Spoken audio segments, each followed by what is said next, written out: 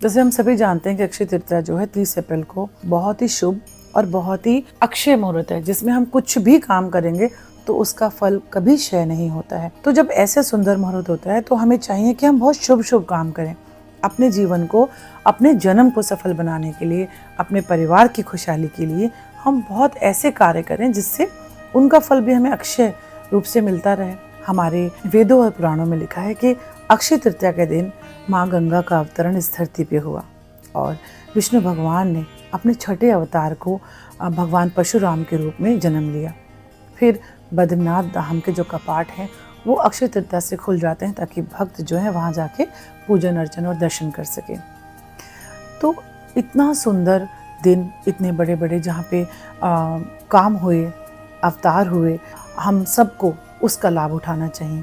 तो हमें उस दिन दान पुण्य का बहुत महत्व है। तो हमें क्या करना चाहिए?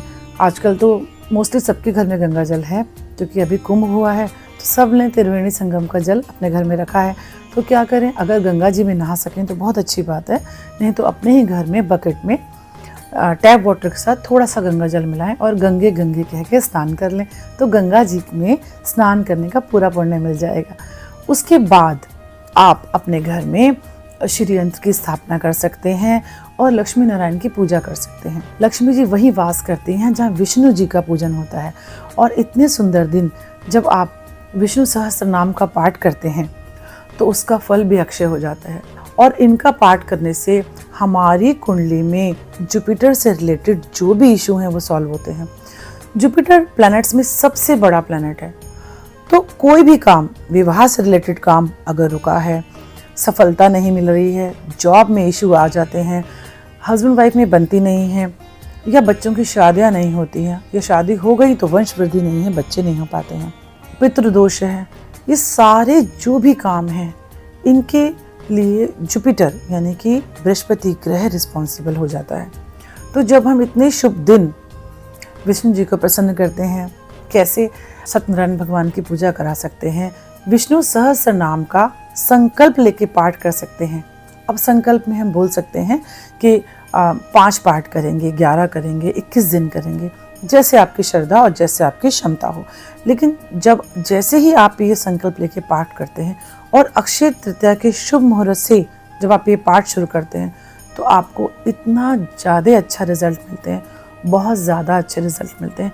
अगर घर में जो भी इश्यूज़ हैं, चाहे बच्चों की शादी हो या जो मैंने अभी बताया, जो भी इश्यूज़ हैं, आप उनको मन में धारण करके, सोच के, अपने इष्ट देव का ध्यान करके विष्णु सहस्त्र नाम का पाठ कीजिए और फिर आप देखिए कैसे वो काम आपके फटाफट बनते हैं।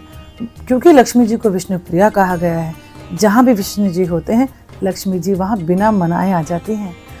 और अक्षय तृतीया का मुहूर्त इस समय 29 अप्रैल जो कि ट्यूसडे पड़ रहा है 5:30 के बाद से स्टार्ट होगा और 30 अप्रैल दोपहर 12:30 तक रहेगा।